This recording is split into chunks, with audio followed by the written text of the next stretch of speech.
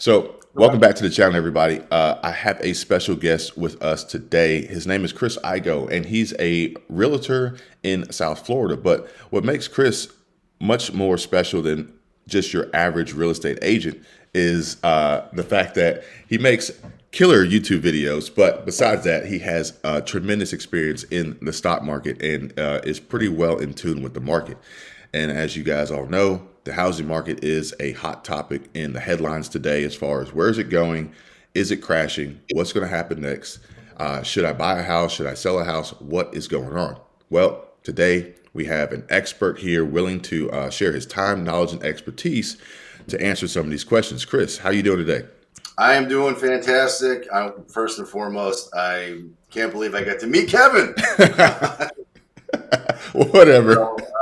So, so that's a big honor. And I love your content, and I really appreciate the perspective that you come from, because there is so much misinformation out there. There's so much fear and uncertainty that's out there. And especially in YouTube, which I like to describe as a steaming dumpster fire of bad information. It's nice when, or at least I think it's great when there's somebody else out there that's actually talking about things that are happening in real time, what's actually happening, what people are actually experiencing, and that's what I try to do too, to empower people to make the best decisions for themselves, for their family, and for their financial bottom line. So I'm thrilled to be here and ready to get into it. Well, I really do appreciate that. I try to make sure that everybody knows that what I'm bringing to them is what's real, what's true, what's accurate. Unfortunately, sometimes it's not the greatest news, but with that, we have to take it, we have to process it, and we have to use it to be able to prepare ourselves to move on beyond that. And, housing, real estate, this is a hot topic. We saw prices go to the moon basically during the pandemic. Government pumping money into the economy, lowering interest rates, on top of somewhat of a supply shortage, a labor shortage, and then ultimately an inventory shortage of housing. So now we're kind of seeing the results of all that craziness that the government has put us in. But regardless, here we are today, and we got to figure out how we're going to move forward from here. Yeah, and there's so many different things that are competing for attention of the consumer, or of your audience, or really anybody else out there, that it's more challenging now to know which end is up, and what to do next. So hopefully Yeah, we can clarify that a little bit.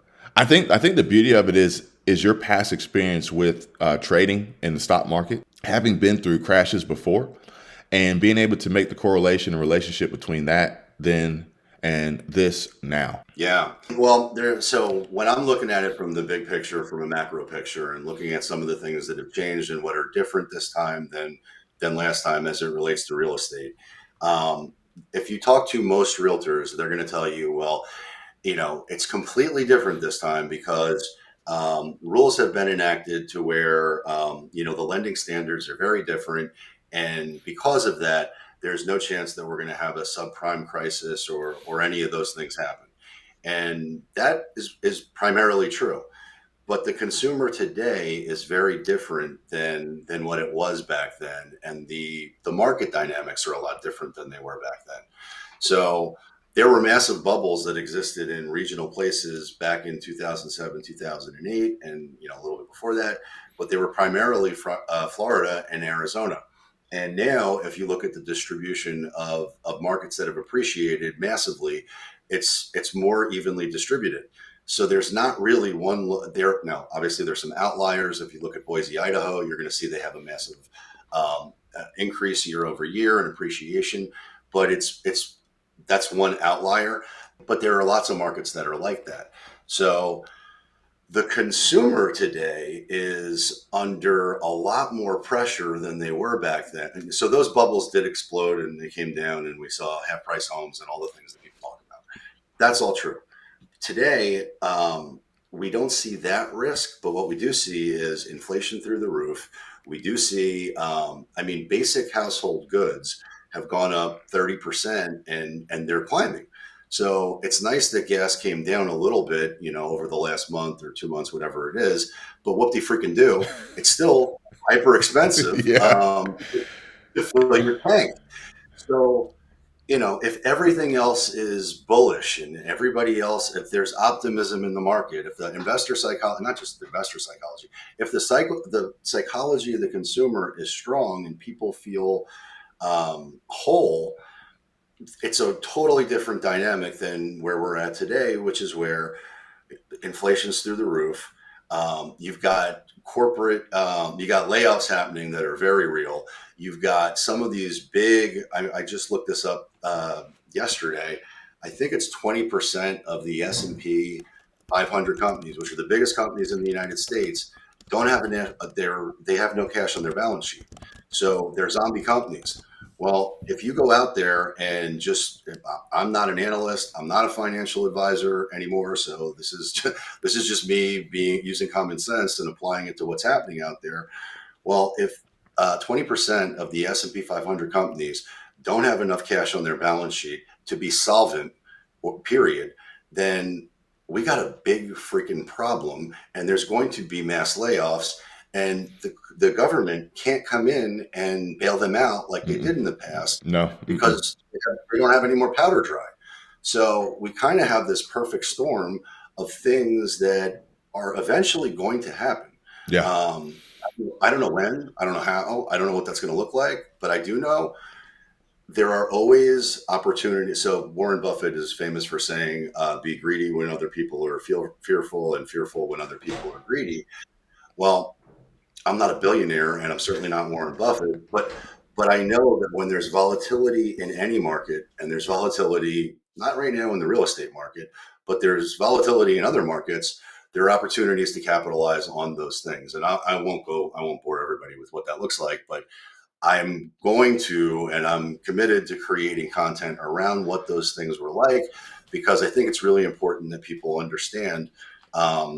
What bull markets, people make money. Bear markets, people make money. Real estate goes up, people make money. Real estate goes down, people make money.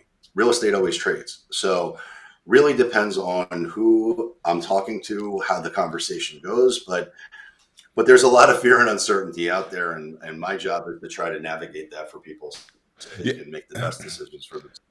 And I think we'll have to get into that in a different video about where this is going to potentially go, because ultimately something's going to happen, as you know, these businesses are running out of cash, the credit lines are drying up, the liquidity is pretty much gone, especially with the home builders, and job loss is imminent. On top of the government not being able to really offer any form of bailout. I have a speculation on where that's going to go, but I think we'll save that for another video. Yeah, yeah, we are. So there's a lot of people out there that are going back in history and looking at different. I mean, you can go back and trace through every economic cycle in the history of the United States, and they're using that to try to make forecast what's going to happen in the future. And that would be great if we were dealing with past. Um, Climates or economic conditions or world conditions that exist. Everything that we have on the table right now is new. Yeah. So going back and trying to look at what happened in the past to give an idea, there's a common meme out there that a recession doesn't equal a housing crisis that a lot of realtors want to point to, and I see it all over social media. Well, that's because they're looking at the last 15 years. If you go to other countries and you look at some of the things that have happened in other countries, it 100% means that. So So I've got two I questions for you. I've got yeah, two questions for you based on what you've just said. Number one, uh, we'll make this easy. I saw a headline the other day, and it says that a recession won't mean, it doesn't automatically dictate a drop in housing prices. How do you feel about that? well, the first thing is when people talk about the real estate market, it's a misnomer because there is no such thing as the real estate market. There are hundreds of or thousands. There are markets within markets within markets within markets, and every market's different. And the supply and demand for each of those markets are going to be very, very different. So when people talk about national real estate averages, to me, it's good information because it gives you an overview, but it doesn't really give you any information to make decisions because depending on where you're at and what those conditions are like, it could be very different. Now, a recession at some point squeezes people to the point that they have to make decisions to stay alive, right? So there are a lot of people in my market, for example. I'm in South Palm Beach County. There are a lot of affluent people here. And with that, there are a lot of people that I know personally, and I'm not going to name any of them, but I know lots of people who have incredible incomes. They might make $1 million. But if you spend $1 million too, you're not broke, you're 200 in the hole. Well, you might be able to, rob Peter to pay Paul to kick the can down the road for a few months or a few years. But at some point, you're going to have a distress sale, period. And that's going to happen to the pain of these things that they don't get felt instantly. Like in the stock market, if bad news gets priced in instantly. So the Fed talked the other day, and the S&P fell, I think 4%. Right, instantly. You know what the market thinks about what the Fed had to say. Right, real estate doesn't work that way, and the government's not even acknowledging that we're in a recession. Um, it's going to take 18 to 24 months for the pain of the things that are happening right now to really be felt. So there absolutely is going to be a sector of every market that is going to feel that pain, and that's going to lead to distress sales. Okay. Um, what does Now, that look like in numbers? I don't know, but it has to happen. but even still, it may be isolated within markets within markets. Right now, 100%. So my market in particular, we're bordered by the ocean on one side and the Everglades on the other. So essentially, we have a very scarce resource of land. All of it has been developed. There is no more land to develop. So we have a scarcity of resource, and this is a prime place that people want to live. So when I talk about my market, I think we're insulated because there's no more land. Right. So Okay. if people choose to and want to live here, well, they've only got X amount of opportunities to do that. And if the supply is greater than demand, it's one kind of market. If the demand is greater than the supply, it's a different kind of market. But I think regionally, we're more protected than other places. But in other places where those dynamics don't exist, it's going to get painful and nasty. Period. Yeah. Now, the other question I have for you, and I have an opinion about what it would take to actually see some form of correction in the housing market or change in the valuation of these properties, or at least the opinion of the buyers, confidence of the buyers. Where do you see interest rates going? We're expecting the Fed to release. They were in Jackson Hole the other day, and they were talking about the fighting inflation and the pain that we're going to see, pain that families and businesses are going to feel. Where do you see interest rates going with this next announcement, and possibly the point at which we'll see some form of normalcy return to real estate? Where is that? What mortgage rate is that? That's a great question. So if you look back in history, and I think my parents' first house they bought, I want to say their interest rate was something like 17 or 18%. And that was in mid 70s, early 70s, I want to say. And so Volcker went nuts, and he raised interest rates, and he did things that he needed to do, which he could do back then. I don't think you can do that today the same way. But I don't know. I'm not I'm not an economist. This is just my opinion. But in my opinion, there's no way that interest rates are not significantly higher, and probably more like, people are talking about. Oh, by the way, every forecast that I've seen from every realtor about what mortgage rates are going to look like, including mortgage brokers, we've blown through every single one of them. So, so analyst opinion does not mean much to me, because they're wrong all the time, and usually it's self-serving to keep an industry in business. I was going to say that But sounds like more like wishful thinking than anything else. But go ahead. no, they're smoking hopium, which unfortunately, hope is not a balance sheet item these days. Um, but where do I think it's going to be? It wouldn't shock me if we're at 9 or 10%. So and this, I'm not an economist. I'm not a mortgage broker. I'm just a guy that pays attention to a lot of different things. And I want to say about 2 months ago, I told my brother, I said, I think we got to get 15% to really see a change. Now, with that being said, even if it were 10%, what does that do potentially, theoretically, possibly, as the rates go up and the buyers pull back? Do the mortgage companies, the mortgage brokers, do the lenders start to reduce their profit between, their buy and their sell basically on the rates, or do they allow it to go where it needs to go to get back on track? Well, what's going to be interesting to see happen is the government itself, and we've seen this in Florida. So DeSantis started with this Homes for Hero program, which was within the last year, and it's so they're finding ways to create new products that are better than what the mortgage rates are out there, right? For certain people. Unfortunately, none of the homes that exist within my market qualify for any of those loans. So you create this program, which is for firefighters, first responders, policemen, things like that, right? And great, not one home in my market qualifies for that for that program.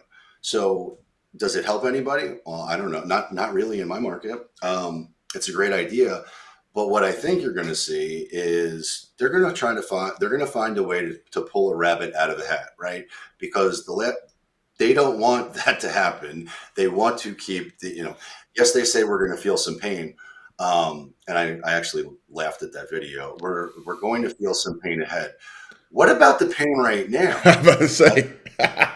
Most most small business owners, I forget exactly what the stat was, but I think I'm definitely close. But it's something like 20 or 30% of small businesses can't afford to pay rent this month. Well, if they can't afford to pay rent this month, that tells me they probably can't make payroll either. And if they can't make payroll either, just like I talked about the S&P, well, then they're out of business. So, I mean, from there, what happens? Well, chances are if you can't make that payment and then you're out of business, well, when do the dominoes fall enough to where we got distress sales? I think what you pointed out something very, very important. I think people may be missing. And if they're saying that we're going to feel pain, then they're saying that this is nothing. Like what we're feeling right now is nothing yet. And that's true. So another thing we have to keep in mind is the politicians and the powers that be are never going to spook the market with the actual truth. They won't get reelected. But what's happening in November? Midterm reelections. After that, when we have a new group of people that are in there, I don't know that we have the same people towing the same party line and playing the same game. I don't know. Well, I mean, I would assume new people will then trash the old people, talk bad about how everything they did was wrong, and then we can go from there. Not saying that what they're going to do is right, but time will tell. Which then brings us to the bigger question, which is, the way, and I'm not trying to get political here, but when you've got two polar opposing parties that are doing everything to undermine the other party to get reelected, and it's just this horrible experience that we've all seen for the last numerous election cycles, nothing gets done until people are prepared to work together and depoliticize these things and actually get to work on solving the problem rather than getting reelected. Well, then it just becomes this damn. I mean, we're just circling the toilet here. It's not. I just want to share, as nothing gets done, I've always done my best to work with what's not getting done to make sure that we can still survive, still progress. And it's a shit sandwich, but it's served to you. You're gonna put some ranch on it or something. At least make it taste better. Well, and the way to do that is, and what I'm a firm believer in, there are things I can control and there are things I can't control, right? So my saying is control the controllables. No matter what happens in anywhere else, it's irrelevant to my personal production or what I'm going to do for myself, for my family, and for my financial bottom line. Which I think it's critical that we continue to present information, because then people can make decisions based around that, right?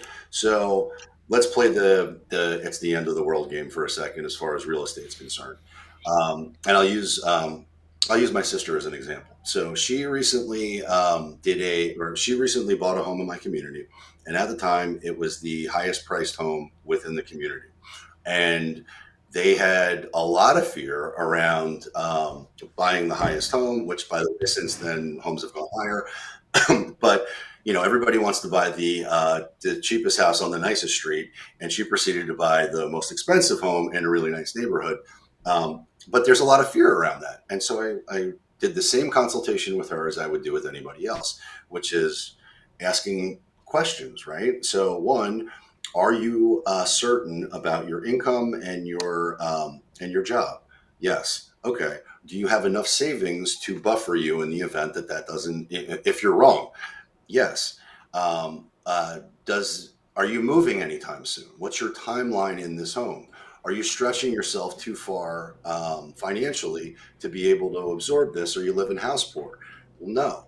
But you intend to live here for all the reasons that you want to live here. You want to max out South Florida living. This is the right home. It's your dream home. You're going to live here for the next 15, 20 years.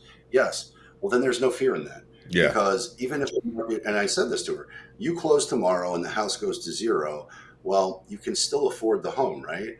And it still checks all the boxes for why you want to buy it in the first place, right?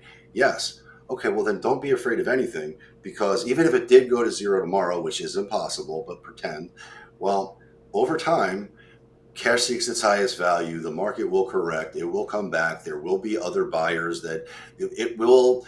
Historically, over time, this is how you create generational wealth. And over the next 15, 20 years, even if it goes to zero, you're going to be looking at a positive asset, period. So So, it's interesting you share that story because I have a similar experience that we could talk about later. But a lot of people are, I think, are not comfortable with the psychology behind the going to zero, which will never happen. But they'll look right. at it and say, now, although the house, the property, the purchase, their home is everything that they ever wanted, it has a different feeling. It tastes different because now the market is telling you something different, but you were okay with it before. How do you manage that psychologically? Well, really, it's going to be an individual basis and a case by case basis, because I think there's going to be a lot of people who, um, in other markets specifically, like, so it's when I'm talking to a client, I'm getting real detailed on asking them questions about themselves, getting to know them, and really making sure this is the right decision for them. And I talk more people out of buying homes. I don't talk people. I don't. Contrary to what you might think, yes, I'm a real estate professional, and yes, I get paid when people buy or sell. But I talk more people, so I don't ever put sales pressure on people. I talk people out of buying homes a lot because it doesn't make sense for them. And if at any point in that process I start to hear things that are incongruent, they say one thing and then it's their finance.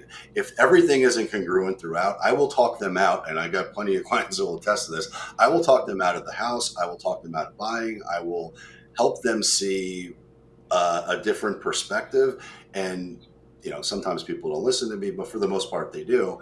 But I don't know if I answered your question. Oh There are yeah. going to be people who, but there will definitely be a set of buyers who are in. It could happen in my market. I don't think it's certainly not going to be my clients, but nonetheless, there will be people who bought a home at the top, and then they have buyer's remorse. And so they may think that they have a 10-year timeline, or they may think that they have a 15-year timeline, or whatever it is. If their real estate professional did the right thing and actually walked them through what the future could look like. But there's going to be a lot of people who are just like, screw it, I'm mailing back my keys. Um, Not I, everybody's going to be able to weather that storm. and ultimately, what you just described would be the folks that would be currently in a position with no equity. So you mentioned educating your buyers and your sellers and your clients, which is what a great realtor should do. And but a question for you: you work with more than just buyers and sellers. Do you help and educate other agents, because I know that there are some agents out there that are struggling. Uh, they have been struggling, they're struggling now, and they're looking at the future of how am I going to survive in real estate. Do you offer any services or any assistance or any training or anything for other agents? Yeah, so well, we're always hiring. And so there are a lot, so there's 90,000 agents that are in my market, right? And of those 90,000, and that's Palm Beach County and Broward County cumulatively, right? Of that, only 1,000 do 10 deals or more a year. So there are a enormous amount of realtors that are either inexperienced, part-time, or half-assed, and they're not going to survive this. There's a lot of people that I talk to who are terrified of the market. The real estate market is always good for someone. And as a real estate professional, your job is to, or my job is to know whom it's best for and then go and serve and support them at the highest level. But there's nothing to be afraid of because real estate always trades and you just have to adapt and change and pivot as necessary. So, one of the things I do within my team is we're always, on my channel, I do content all the time about housing market dynamics, but I'm positive that everyone on with in my team understands exactly what's going on in the market and the market dynamics because the things that we could do 6 months ago don't apply to today, Mm-hmm. and you can't fluently share what's happening in real time. Well, then what's the value? Anybody can open a door, anybody can open a lockbox, anybody can do that. That's a dime a dozen. But in order to be able to understand how to best serve and support your clients, you really need to be plugged into exactly what's happening in real time. And so yeah, we spend a lot of time on that. That's good. That's good. So, with that being said, we're gonna shift focus back to the buyers and sellers. I'm just gonna ask you a quick question, and we can wrap it up with this. What should buyers Sure. and sellers do now to help prepare them for the changes coming to the housing market? In your opinion, just So that kind of sounds like a different way of asking the question: should they buy now or wait? Am I right or no? perhaps is I don't want to make it as cut and dry as should you act now or wait, But but what should you do to prepare moving because forward?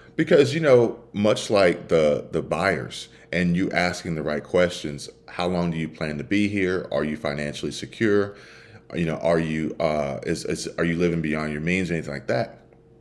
A potential seller could be saying, I'm looking to retire or buyer, I'm looking to retire in 3 years, and I want to sell my place in this market. I want to move to Florida, or vice versa, or whatever. So it may not necessarily even be a right now, but just in general, maybe what would be like some key things to do if you do consider yourself entering into the real estate market within the next 5 years? What would be some good things that people could do to potentially prepare themselves to buy and or sell? Well, the first thing anybody who's thinking about buying it's at some point in the future needs to do is make sure that they are financially intact and able to buy a home in the future, right? So, um, we talked about interest rates likely being higher in the future. I think they're going to be significantly higher. Well, you got to price that into your savings analysis. You need to start saving money. You need to ensure that your credit is good. You need to ensure that you're not carrying too much debt that would skew your ability to buy a house. So, one of the first things that I would tell anybody to do who's thinking about buying at some point in the future is speak to a mortgage broker and put an action plan in place to see where you're at now, what it would look like to, or what you would need to do now to buy a home now. You're not buying a home now, I get that. But then, you can future forecast a little bit and play a little bit of games with what is the interest. So if a year from now or, X amount of timeline, what does this look like at 10%? And hopefully I'm wrong. If it's, if I'm wrong, great. You're saving more money, Right. or you're not spending as much money. But get very clear on your financials as soon as possible, because I talk to a lot of people. A lot of people reach out and they want to buy a home and they don't have, they're either brand new in a job, they don't have any earnings history, their credit's all messed up. There's all kinds of different things that they haven't done. But if they had consulted with a mortgage broker up front, they'd have clarity on what that looks like. So any fear that might exist about what it's like to buy a home today or at any point in the future can be resolved by information. And now you know exactly what you got to do and what your plan of attack is. But yeah, I would say to anybody who's thinking about buying in the future, understand your finances and go from there. That would be the starting point. Awesome, awesome. So, Chris, again, I appreciate it. Chris Igo, That's my pleasure. thank you for joining and spending the time with us all. I'm sure everybody is going to appreciate all the valuable information that you shared.